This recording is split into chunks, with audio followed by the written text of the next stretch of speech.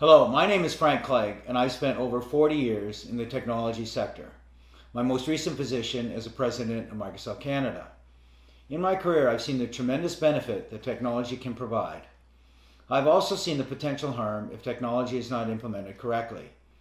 And I believe our current implementation of wireless technology is not safe.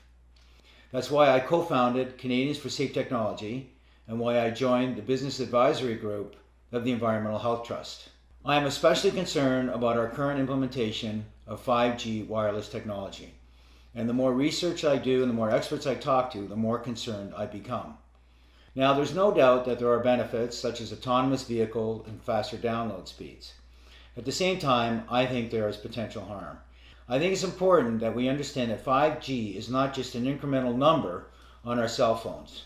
In fact, over 230 scientists and researchers from 41 countries around the world have formally written to the United Nations, their member nations, and the World Health Organization, expressing their concern over the planned rollout of 5G technology, especially for vulnerable populations such as children, pregnant women, and the environmentally sensitive.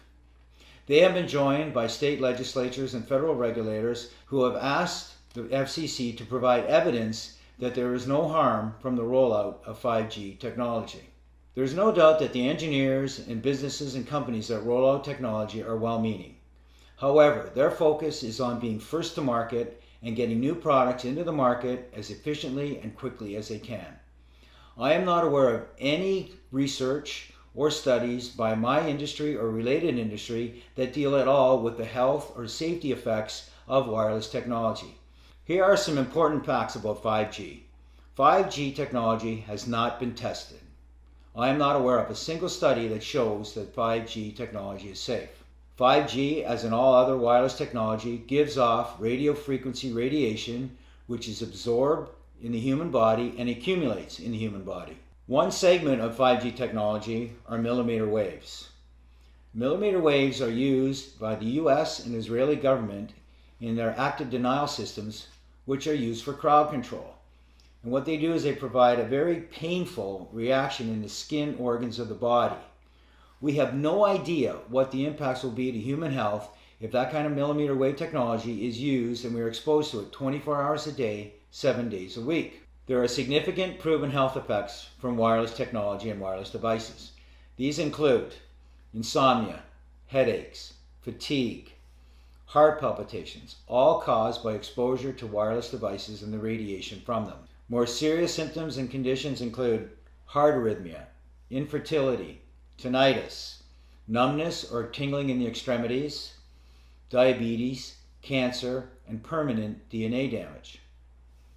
Mental health is also impacted, with increased anxiety, depression, rises in ADHD and autism, mood swings, and emotional instability. In fact, all of these health factors and conditions have risen exponentially over the last 30 years, and hundreds of studies that show proof of biological harm from wireless devices.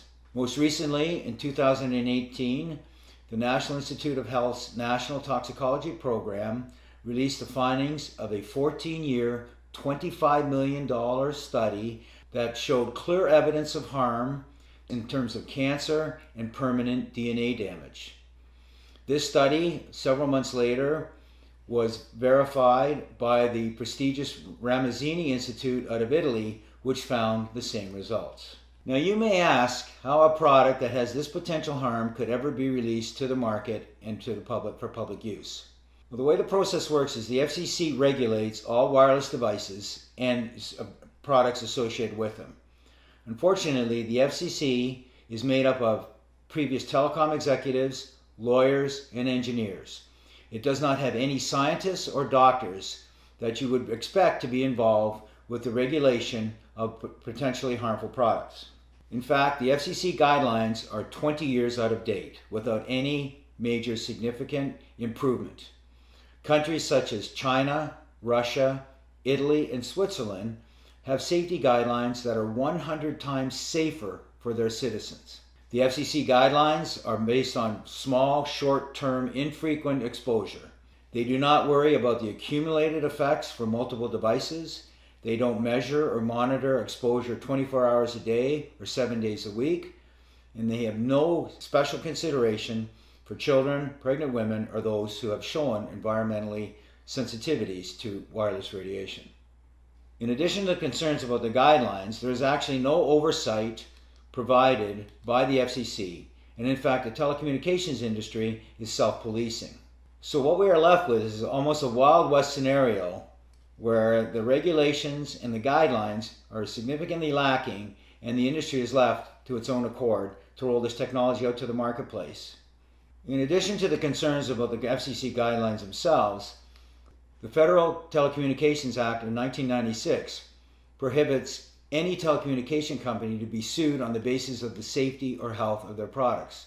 So in other words, there is no liability to the telecommunications industry of any of the impacts of their products. Just last week, the reinsurer Swiss Re came out with their annual forecasts, and they specifically identified 5G technology as an upcoming insurable health concern globally over the next 3 years. There is also mounting evidence that the telecommunications industry knew about the potential impacts of RF radiation years ago.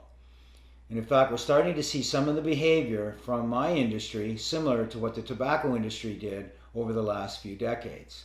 The telecommunications industry has over 500 lobbyists working in Congress and other areas of legislature protecting the industry. Together, all of these issues that I've referenced, plus the general lack of awareness in the general public, have led us to the situation where we are today. So where are we today? Today we currently have a significant amount of exposure in our homes, in our businesses, in our schools, and in most public areas we go to. Cisco has announced and predicted by 2030 there will be over 500 billion wirelessly connected devices in the world. That works out to be almost 60 devices for every person on the planet.